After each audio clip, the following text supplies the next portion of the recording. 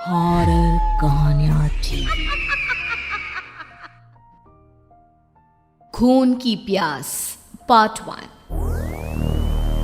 काली अमावस की रात थी और रात के गहरे सन्नाटे को चीरते हुए एक औरत की चीखने की आवाजें पूरे जंगल के शांत माहौल को दहशत से भर रही थी। वो औरत इस तरह से चिल्ला रही थी जैसे किसी ने उसके बदन पर खौलता हुआ पानी डाल दिया हो। रात को अपने खेतों में पानी देने के लिए आया हुआ हरिया किसान अभी तक इन आवाज़ों को सुन नहीं पाया था, क्योंकि उसके बेटे किशन ने उसे नया नया मोबाइल फ़ोन जो ला कर दिया था शहर से।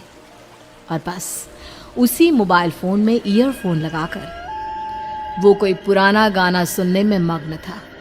लेकिन जैसे ही गाना खत्म हुआ, उस औरत की चीखने की आवाज़ हरिया किसान के कानों से टकराई। हरिया का दोस्त रामू भी खेत में ही घाट पर गहरी नींद में खर्राटे मार रहा था। रात के उस सन्नाटे में औरत की चीखने की आवाज सुनकर ठंड के मौसम में भी हरिया किसान के माथे से पसीना टपकने लगा।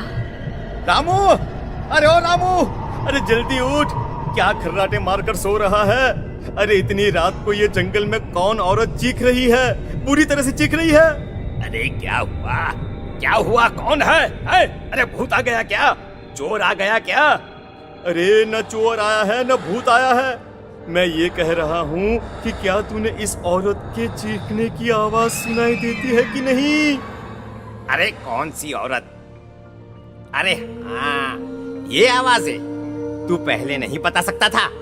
पता नहीं कौन चुड़ैल जंगल में नाच रही है। हम घर चले जाते हैं। देखता नहीं, मैंने तो कानों में ये लगा रखा था।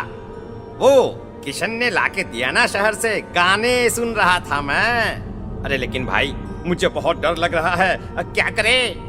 अरे करना क्या है, भागो यहाँ से। भगवान जाने कौन है और क्यों इतना चीख रही है। और उस औरत के चीखने की आवाजें और ज्यादा तेज होने लगी है। हरिया और रामू के पैर डर के मारे कांप रहे थे। डर की वजह से ना वो वहां पर रुक पा रहे थे और ना ही अपनी जगह से आगे बढ़ पा रहे थे। तभी अचानक से सन्नाटा छा गया। सही मौका है, हमें यहाँ से निकल लेना चाहिए भैया। रामू और हरिया अपना गमछा उठाकर दबे पैरों जंगल के रास्ते से गांव की तरफ चलने लगे। गांव की ओर जाने वाला ये एक ही रास्ता था और आवाज भी उसी तरफ से आ रही थी। लेकिन अभी 2 मिनट पहले वो आवाज पूरी तरह बंद हो चुकी थी और जंगल में पहले जैसा सन्नाटा पसर चुका था। तभी अचानक से पेड़ों में किसी के चलने की सरसराहट रामू और हरिया को सुनाई दी। क्या तुमने कोई आवाज सुनी? हाँ यार, ऐसा लग रहा है कोई इस तरफ ही आ रहा है। और तभी अचानक सामने पेड़ से एक साया रामू और हरिया के सामने उल्टा आकर लटक गया। ये देखकर रामू और हरिया की चीख निकल गई। वो दोनों डर के मारे बेहोश हो गए। वो साया जमीन पर आकर खड़ा हुआ। उसने रामू और हरिया के बालों को पकड़कर खींचना शुरू कर दिया। अब तुम गांव वालों में से कोई जिंदा नहीं बचेगा। मैं तुम सबको ले जाकर उस गड्ढे के नीचे दफन कर दूंगी। सबकी जान ले लूंगी, मैं किसी को नहीं छोड़ूंगी। अगली सुबह रामू की पत्नी कमला हरिया के घर आई और उसने हरिया की पत्नी सुमन से अपने पति के बारे में पूछा। सुमन, कल रात को ये तुम्हारे ही पति के साथ गए थे खेत पर, अभी तक लौट कर नहीं आए हैं। हाँ बहन, मैं भी वही सोचकर परेशान हूँ। मेरे पति भी अभी तक खेत से लौट कर नहीं आए। भगवान जाने क्या बात है, दोपहर होने आई है। अब तक तो उन दोनों को लौट कर आ जाना चाहिए था। क्या करे, कैसे पता करे कि वो दोनों कहाँ हैं? मेरा बेटा भी शहर गया हुआ है, वरना उसी को भेज देते खेत पर। बहन, मुझे लगता है कि हम दोनों को वहाँ जाकर अपने पतियों को ढूंढना चाहिए। ठीक कहती हो तुम, चलो मैं तुम्हारे साथ चलती हूँ। और वो दोनों जंगल के रास्ते खेत की तरफ आगे बढ़ती हैं। वहां जाकर देखती है कि हरिया और रामू आग जलाकर आग के ऊपर कुछ पकाकर खा रहे थे। आप यहाँ पार्टी बना रहे हैं और वहाँ घर पर हमारी जान सुखी जा रही थी कि कहीं कुछ हो तो नहीं गया? मुझे कुछ नहीं हो सकता। मैं कभी नहीं मर सकता, समझे तो? अरे तबीयत तो ठीक है, ये किस तरह की आवाज में बात कर रहे हैं आप? कुछ हुआ है क्या? कुछ नहीं हुआ, बस जोरों की भूख लग रही थी, इसलिए खाना बनाकर खा रहे थे। अच्छा, इतनी बदबू आ रही है, ऐसा क्या बनाकर खा रहे हैं आप? जरा हमें भी तो बताइए। अरे भाभी, क्यों परेशान हो रही हैं? मांस पकाकर खा रहे हैं। एक जंगली जानवर कल रात को खेत में आ गया था। हम दोनों ने उसे मार दिया और बस उसी का मांस पक रहा है। आप भी खाइए ना, बहुत बहुत ही स्वादिष्ट है। दिमाग खराब हो गया है क्या आप दोनों का? आप दोनों मांस कब से खाने लगे, और वो भी जंगली जानवर का? चलिए अभी कभी घर चलिए। चलेंगे चलेंगे, लेकिन पहले ये मांस तो खत्म कर ले। कुछ देर बाद रामू और हरिया कमला और सुमन के पीछे पीछे गांव की तरफ चल देते हैं। रामू और हरिया की आंखें पहले जैसी नहीं रही थी, उनमें कुछ बदल गया था। रामू अपनी पत्नी कमला के साथ घर चला जाता है और हरिया अपने घर आ जाता है। देखिए, आपने जो कुछ भी किया मैं उसके लिए आपको माफ कर देती हूँ, लेकिन आज के बाद ये रामू के साथ जाकर मांस पकाकर खाया ना, तो इस घर में घुसने नहीं दूंगी आपको।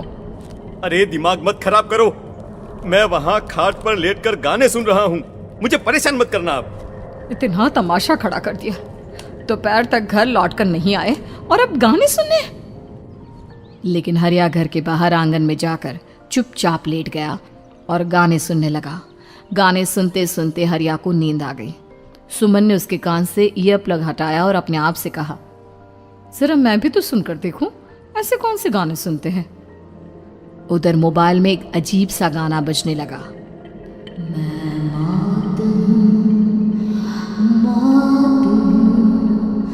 मौत जो बसरी है चारों,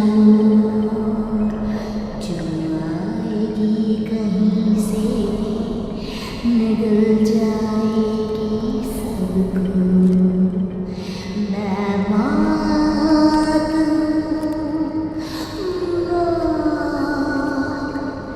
अब मैं छोड़ूंगी नहीं किसी को।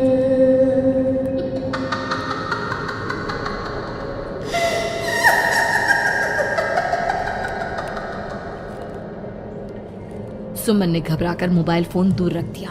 वो बुरी तरह से डर गई थी।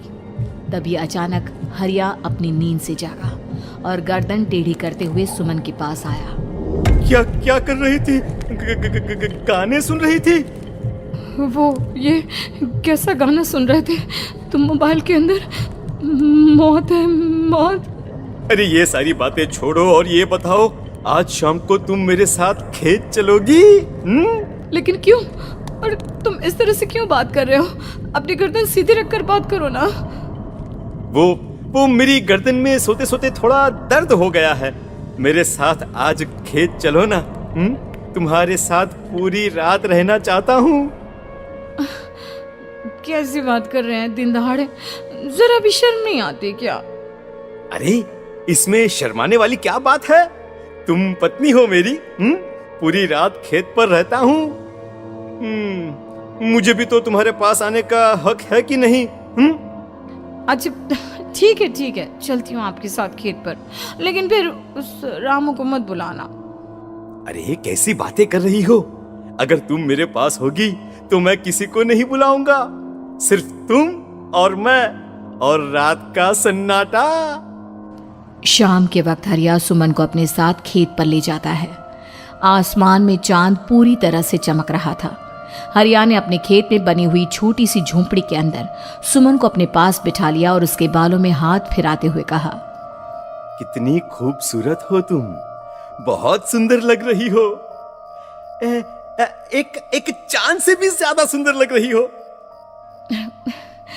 ऐसी बातें मत करिए ना, मुझे शर्म आती है। अपनी आंखें खोलकर जरा मेरी तरफ तो देखो। अरे देखो तो सही। सुमन ने शर्माते हुए जैसे ही अपनी आंखें खोली, उसके होश उड़ गए।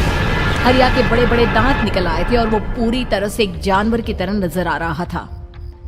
कौन हो तुम मेरे पति नहीं हो। कौन हो तुम?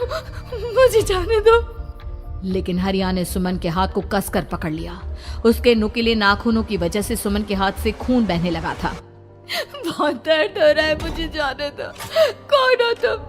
क्या करना चाहते हो? वही जो एक आदमी एक औरत के साथ करना चाहता है और उसके बाद मैं तुम्हें वहीं ले जाऊंगा जहां पर तुम्हारा पति है। क्या मतलब, क्या कहना चाहते हो? कहाँ है मेरा पति? जंगल के बीचों बीच उबलते हुए पानी के तालाब में, वहीं है तुम्हारा पति। चलो चलो, मैं तुम्हें उससे मिलवा देता हूँ, लेकिन उससे पहले तुम्हें मेरी प्यास बुझानी होगी। और इतना कहकर हरिया सुमन के ऊपर जानवरों की तरह टूट पड़ता है। आखिर कौन था वो जानवर, और क्या सुमन उसके शिकंजे से बचकर निकल पाई? जानने के लिए देखिए इस कहानी का अगला